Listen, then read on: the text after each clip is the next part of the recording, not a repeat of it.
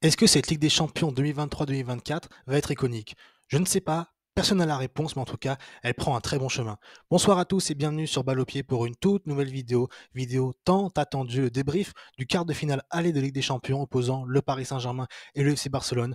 Un match qui nous a offert du spectacle, des buts, des momentum, des renversements de situation, une bataille tactique aussi entre Xavi et Luis Enrique, les deux anciens barcelonais. On va prendre le temps d'analyser ça tranquillement. Si vous aimez ce genre de vidéo, n'hésitez pas à mettre un petit like et à vous abonner pour soutenir la chaîne. Ça fait toujours plaisir. En attendant, posez-vous tranquillement. On va prendre le temps d'analyser ce match. On va commencer par les compositions d'équipe avec Luis Enrique qui a surpris tout le monde un petit peu juste avant le match en dévoilant sa composition avec Warren Zaïre-Emery mis sur le banc alors qu'on pouvait peut-être l'attendre en arrière droit avec la suspension d'Achraf Hakimi. Les dernières performances de Warren Zaïre-Emery ont certainement eu raison de sa non-titularisation et la titularisation par contre surprise de Marco Asensio qui a été annoncé sur la feuille de match, comme on peut le voir ici, en pointe d'un trio d'attaque avec Kylian Mbappé et Ousmane Dembélé. Lee Kang-in était le deuxième milieu de terrain à côté de Vitinha et Fabien Ruiz, et donc Marquinhos arrière droit avec une défense Hernandez-Beraldo qui disputait là seulement son troisième match de Ligue des Champions. Du côté du Barça, une composition d'équipe classique, à noter tout de même le retour de Frenkie de Jong. Je ne pensais pas qu'il allait être titulaire dès ce match aller, il l'a été, et il a été d'ailleurs plutôt bon. Il y a un trio d'attaque, Yamal, Lewandowski, Rafinha, qui est le trio d'attaque qui marche en ce moment du côté du FC Barcelone. Une première mi-temps qui va démarrer avec un fort momentum de la part du Paris Saint-Germain qui pendant un quart de 20 minutes a vraiment asphyxié l'équipe de Barcelone avec un milieu de terrain qui a été très bon, avec Kylian Mbappé qui était assez remuant et aussi Ousmane Dembélé qui a été très remuant sur son côté droit, mais on a commencé à voir durant ce premier quart d'heure déjà de très grands changements au niveau des positions, avec Lee Kang-in qui tantôt jouait à la place de Dembélé qui serait accès. On a vu aussi parfois Asensio redescendre et dans le milieu à 3 avec Vitinha et Fabien Ruiz. On a vu aussi Vitinha redescendre pour faire le cinquième défenseur à la relance avec Hernandez et Beraldo défense centrale, qui permettait de attirer notamment Gundogan qui essaie de cadrer Vitinha pour laisser de l'espace au milieu de terrain à Fabien Ruiz ou Lee Kang-in. Et après son quart d'heure de jeu, le PSG a eu une ou deux occasions avec une ou deux frappes de Dembélé contrées. Et à ce moment-là, on a senti un changement, et le FC Barcelone qui a commencé à reprendre le contrôle du match, notamment avec Robert Lewandowski qui a fait très très mal à la défense du Paris Saint-Germain, notamment à Lucas Beraldo. Lewandowski qui a été juste exceptionnel ce soir. Il n'a pas été décisif, il n'a pas marqué, il n'a même pas eu de vraies grosses situations, mais qu'est-ce qu'il a été bon dans le jeu. Il a décroché un nombre incalculable de fois en aspirant totalement Lucas Beraldo, en l'obligeant à faire des fautes, à être en retard. Et d'ailleurs, ça va amener, vous le verrez, au premier but. On a eu aussi Rafinha qui était très remuant, et on a eu surtout un Barça qui, juste avant le but, qui s'est déroulé, il me semble, vers la demi-heure de jeu, eh bien, on a vu un Barça qui contrôlait le match à sa guise, sans trop de pression, qui réussissait à manier le ballon, qui avait repris le contrôle du match avec un PSG qui était un petit peu perdu. Et cela a créé donc une sorte de confiance du côté du Barça, et ça va se montrer avec ce but incroyable du Barça. Un ballon aérien donné à Robert Lewandowski qui va l'obtenir. Il va attirer donc Beraldo en décrochant. Il va tout de suite se retourner, éliminer Beraldo et éliminer Vitinha dans le même temps. Il va décaler Yamal sur le côté droit. Ça va créer une situation de 3 contre 3 avec concrètement Mendes qui se retrouve face à Yamal et Beraldo qui essaie de courir vers Lewandowski qui se réaxe et Hernandez qui couvre Rafinha de l'autre côté. Sauf que Beraldo est en retard. Yamal va faire un très bon centre extérieur du pied juste au niveau du point penalty entre Beraldo et Donnarumma qui va essayer de sortir et qui va se louper, sauf que pour rattraper la bévue de Beraldo, Hernandez est revenu sur Lewandowski, ce qui fait que sur ce ballon contré et non capté de Donnarumma, il va y avoir un deuxième ballon où Rafinha va être laissé seul et a marqué dans le but vide. Et là, on a vu la joie de Xavi immense. C'est un vrai coup de massue qui a été mis par l'équipe du FC Barcelone et qui va continuer à appuyer en fin de première mi-temps, qui va avoir des occasions, notamment encore avant ça un corner qui avait été joué avec une tête de Lewandowski sur une sortie hasardeuse de Donnarumma et un sauvetage sur la ligne de Nuno Mendes. Mais on sent un Barça qui a repris le contrôle du match et un PSG totalement perdu. Mais perdu, je pense avant tout, ce sont les hommes qui ont été perdus parce qu'on a vu, et d'ailleurs ça se voit sur la ligne en première mi-temps, les trois offensifs que sont Asensio, Dembélé et Mbappé ont joué un petit peu partout mais donc nulle part à la fois. Asensio a touché très peu de ballons, et c'est d'ailleurs pour ça qu'il va être remplacé à la mi-temps, remplacé par Barcola. Et là, on va voir un vrai changement. Un vrai changement, pourquoi? Parce que au bout de 5 minutes, à la 50e minute, alors qu'il y avait 1-0 à la mi-temps pour le FC Barcelone, on se retrouve à 2-1. En effet, Barcola est rentré en remplaçant Asensio, et là, on a revu un PSG intensif, qui récupérait haut les ballons, qui se projetait. Il y a une frappe de Dembélé, je crois, au bout d'1 minute de jeu dans la deuxième mi-temps. Et surtout, Barcola joue vraiment ailier droit, Dembélé joue dans l'axe et Mbappé joue à gauche. On a vraiment les offensifs qui ont leur position fixe et qui est bien organisée. On a un Vitinha qui est bien plus tranchant, qui prend beaucoup plus de responsabilités à se projeter.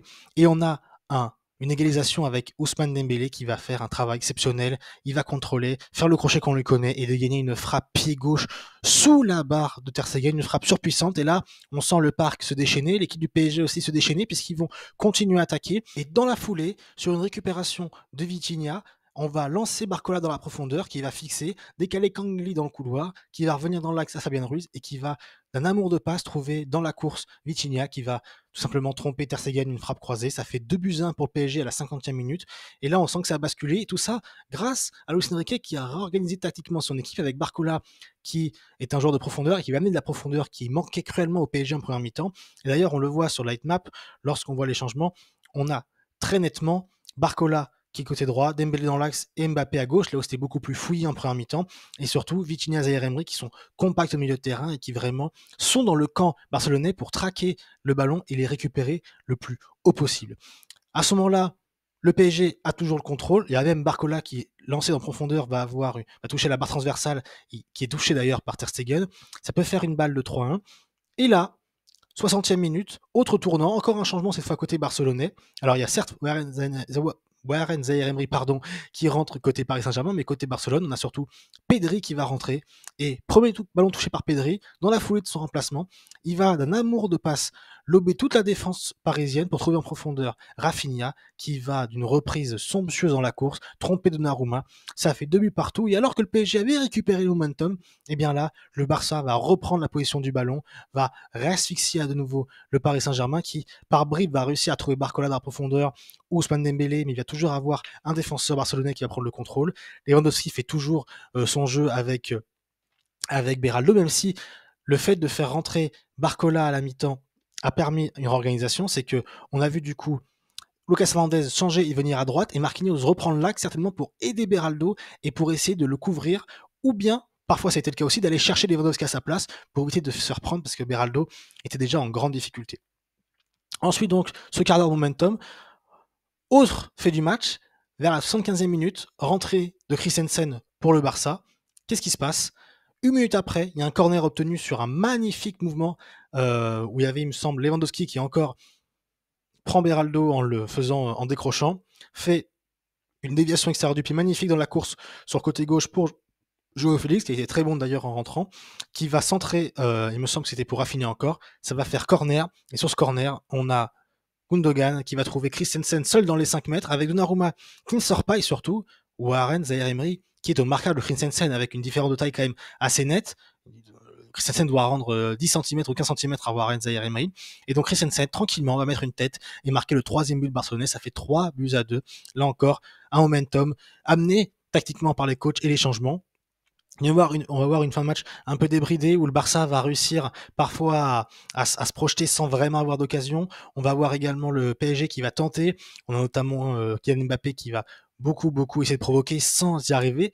Rendez-vous compte, Mbappé, j'en parlerai après, qui n'a pas été bon ce soir. Et donc on a ensuite le PSG qui va tenter des choses, mais le match devient haché, il y a beaucoup de fautes, des cartons jaunes. À noter d'ailleurs que Sergio Roberto et Christensen ont pris des cartons jaunes, les deux milieux de terrain barcelonais. Ce qui quand même va grandement rendre la tâche difficile pour Xavi au match retour, parce que du coup De Jong et Pedri devraient titulaires, même si son niveau de ce soir ça devrait aller pour le Barça, puisque De Jong a été très bon, il a contrôlé le jeu, et Pedri quand il est rentré a lui aussi 5 semaines d'absence, on les a pas sentis pour Pedri, qui a régné sur le milieu de terrain, qui a récupéré des ballons, qui a surtout, je veux dire, le Barça a quand même une équipe de manière de ballon assez exceptionnelle, c'est magnifique à avoir joué. Ça finit donc en 3-2, victoire du Barça. Alors il y a quand même des éléments, c'est que du côté du PSG, on a des individualités qui ont failli. Je pense à Asensio qui a touché, je crois, moins de 20 ballons en première mi-temps, ce qui est très faible. Il n'a pas réussi à se positionner aussi bien offensivement que défensivement. Dembélé toujours très remuant, et qui en plus, lui à qui on dit qu'il n'est pas assez décisif aujourd'hui, marque un somptueux but pour relancer la machine côté parisien, égaliser et emmener une dynamique positive. Barcola, je trouve, a été très bon, même si il mange un peu la feuille. Je pense notamment donc à cette frappe où il doit faire mieux, je pense, et surtout à ce ballon en profondeur magnifique que lui trouve Vitinha dans la course. Il a de l'avance, il rate un peu son contrôle, et là on a un retour magnifique d'Araujo du côté du Barça. Donc Barcola, très bonne entrée. et surtout Mbappé. Alors Mbappé qui avait dit en conférence de presse, on se souvient que les grands joueurs se montrent dans les grands matchs, il a été un petit peu absent aujourd'hui. J'ai bien aimé son début de match, son premier quart d'heure, où il était assez remuant, assez intéressant. Il essayait de combiner avec Ousmane Dembélé qui lui essayait de le trouver lorsque Mbappé essayait de se réaxer. Et ensuite, j'ai l'impression qu'il a traversé ce match en étant là, sans être là, en tuant les ballons, mais sans être impactant. Il a attendu la 90e minute pour frapper. Son dernier tir remontait à la 12e minute. Ce n'est pas assez pour Kylian Mbappé qui va devoir au match retour vraiment voilà, montrer pourquoi il se considère comme un des meilleurs joueurs du monde et pourquoi il est à juste titre considéré comme un des meilleurs joueurs du monde. En tout cas, le PSG a fait donc preuve d'individualité qui ont manqué, notamment aussi Beraldo. Beraldo qui a été très très en difficulté en première mi-temps et même durant l'ensemble du match. Lewandowski, je trouve, lui a fait l'amour. Lewandowski se jouait de Beraldo. Beraldo a pas du tout été efficace défensivement. Il a même, je trouve, nuit à son équipe en laissant de nombreux espaces. D'ailleurs, au bout de 30 secondes de jeu, il y a un ballon donné, je crois, enfin peut-être pas 30 secondes, en tout cas en début de match, un long ballon donné par Ter Stegen vers Lewandowski qui aspire Beraldo. Lewandowski intelligent court et amène Beraldo. Mais il sait que Lewandowski n'aura pas le ballon. Il sait qu'il y a Rafinha derrière qui fait la course dans le dos d'Hernandez. Et Rafinha ensuite est rattrapé par le défenseur. Mais en tout cas, voilà, un PSG avec des individualités qui ont failli. Et alors que du côté du Barça, on a eu Lewandowski qui est très bon.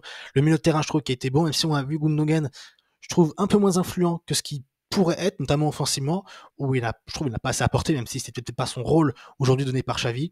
Et une défense, Koundé Araujo, à qui on promettait l'enfer face à Kylian Mbappé, je trouve, a bien suggéré les situations, même si ils sont un petit peu, on va dire, passifs sur le but de Dembélé, puisqu'il laisse quand même vachement d'espace à l'ailier parisien pour qu'il puisse marquer. Mais Araujo, à l'image de ce retour sur Barcola, a été très bon.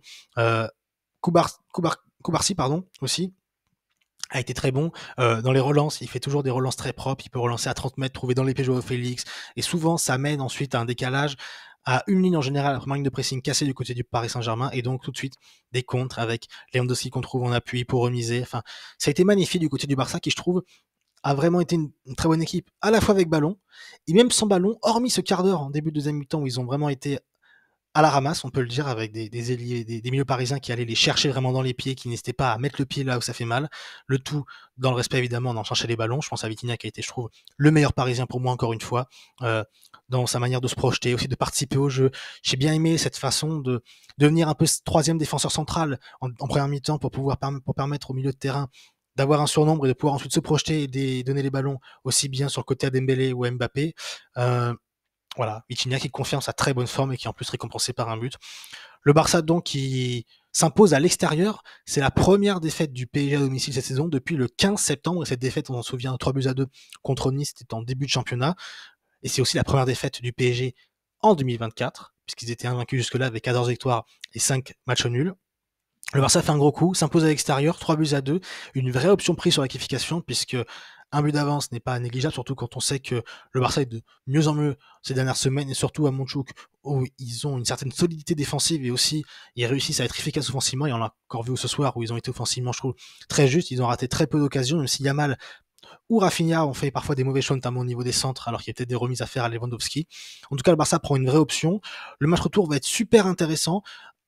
À voir comment Xavi va organiser son équipe avec les suspensions donc de Roberto et de Christensen. À voir aussi comment Luis Enrique va gérer cette deuxième confrontation, puisque clairement en première mi-temps il s'est trompé ce soir. Il s'est trompé en mettant Marquinhos côté droit, en laissant Beraldo avec Lucas Hernandez, et avec cette animation offensive où chacun se déplaçait dans la zone de l'autre, où ça s'interchangeait les positions sans trop comprendre pourquoi ni comment. Donc en tout cas, on a tous hâte d'être au match retour, cette Ligue des Champions. On mange très bien en ce moment. On a eu hier le 3 partout City-Real, le 2 partout Bayern Munich-Arsenal. On a encore un match très très beau ce soir, 3-2 entre le Barça et le PSG. En parallèle, il me semble que Dortmund a perdu 2-1 sur le terrain d'Atlético Madrid. On l'avait dit, l'Atlético Madrid c'est très solide à domicile. Il me semble quand même que on a été proche à un moment du 3-0. Il y a aussi deux barres transversales, me semble-t-il, du côté du Borussia Dortmund. Des erreurs individuelles de la défense. Hummels et Madsen, je crois, qui ont pas été bons. Faudra que je refasse le match après ce débrief. En tout cas, voilà. Une super Ligue des Champions. On espère que ça va continuer comme ça la semaine prochaine. En tout cas, au vu de ce qu'on a vu cette semaine et les équipes qu'on a sur ce plateau, on peut être vraiment très content la semaine prochaine en fonction des matchs qu'on aura. J'espère que ce débrief vous a plu. Si c'est le cas, n'hésitez pas à mettre un petit like et à vous abonner pour soutenir la chaîne. Ça fait toujours plaisir. Voilà. J'essaie toujours, comme vous voyez, de m'améliorer sur le montage. J'essaye de faire ce que je peux, notamment sur ces réactions de match à chaud, qui sont pas des vidéos hyper travaillées, mais où j'essaie d'apporter des petits éléments quand même d'information et visuels. Voilà. Heureusement qu'on a la Ligue des Champions et on savait que ce mois d'avril allait enclencher ensuite une grande période avec la Champions League, la fin des championnats, l'Euro qui va arriver. Enfin, ça va être dingue. Je vous remercie d'avoir suivi cette vidéo. Je vous souhaite à tous une bonne soirée et vive le foot.